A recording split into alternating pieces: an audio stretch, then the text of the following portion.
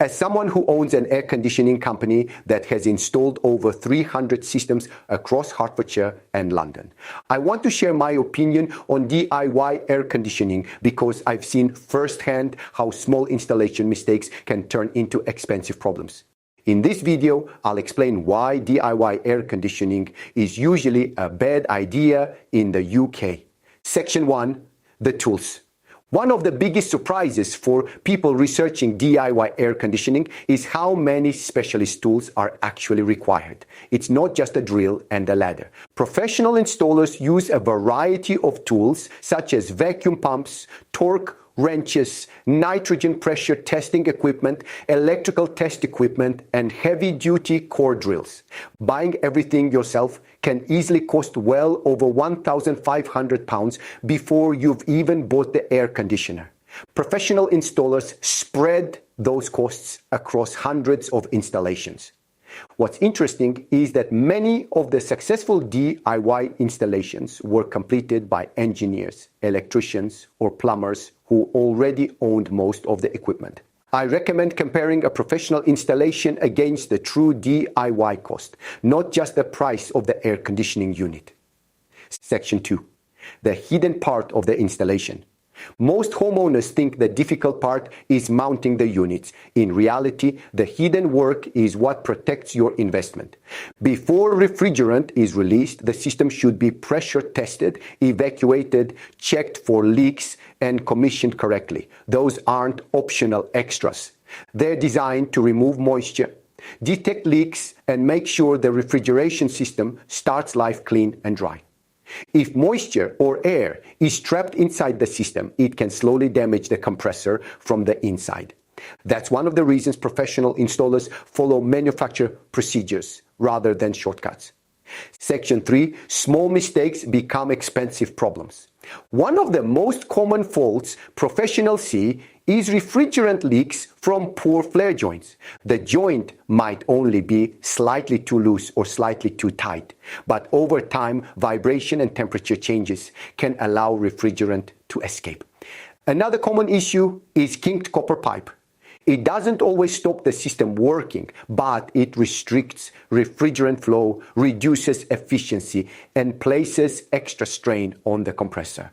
These are the kinds of mistakes that often don't show themselves until months or even years later. A good installation is designed to keep working reliably for years, not just long enough to produce cold air on the first afternoon. Section 4. DIY isn't as simple as getting an installer to finish it. A lot of homeowners assume they'll install everything themselves and simply pay an F-gas engineer to commission it afterwards. In practice, that often isn't what happens. Many engineers don't want to take responsibility for pipework, flare joints, or hidden sections they didn't install themselves.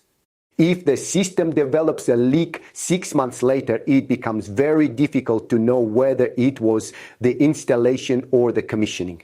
That's why many engineers politely decline this type of work. Section 5. The electrical side. An air conditioning system isn't simply another appliance that plugs into the wall. It's permanently connected equipment that needs the correct electrical design for that specific installation. Professional installers don't just make it work, they make sure it's safe. I recommend involving a qualified electrician whenever the installation requires new electrical work or alterations to your consumer unit. Section 6. What about the warranty? Many people assume that buying a premium air conditioner automatically guarantees they're covered if something goes wrong. Unfortunately, that's not how it works. Manufacturers generally separate product defects from installation faults. If a compressor fails because moisture entered the system or refrigerant leaked from a poorly made connection, that may be treated as an installation issue rather than a manufacturing defect. Professional installations also give you something DIY never can: a workmanship guarantee. If an installer makes a mistake, they're responsible for putting it right. With DIY, that responsibility sits entirely with you. Section 7. Does DIY actually save money? Sometimes it can. If you're already an experienced engineer already own the specialist equipment and fully understand refrigeration systems, there are genuine examples of successful DIY installations. But that's not the average homeowner. Once you add the cost of specialist tools, additional materials, research time, possible commissioning, warranty limitations, and the risk of future repairs, the saving becomes much smaller than most people expect. One repair for a refrigerant leak or compressor problem can wipe out everything you thought you'd saved. I recommend looking at the total cost over the next 10 years, not just the installation price on day one. Section 9. My advice. DIY air conditioning isn't impossible, but after installing more than 300 systems across Hertfordshire and London, I genuinely believe it's the wrong choice for most homeowners. The people who succeed usually have engineering experience, specialist tools, and a strong understanding of refrigeration systems. Most homeowners don't.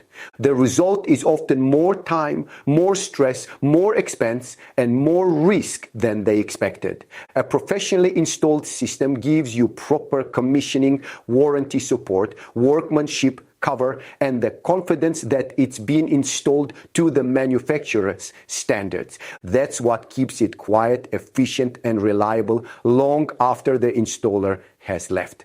If you're thinking about installing air conditioning in your home, tap the link in the description now to arrange a high-quality air conditioning quote. We'll help you choose the right system, install it properly, and make sure it performs exactly as it should for years to come.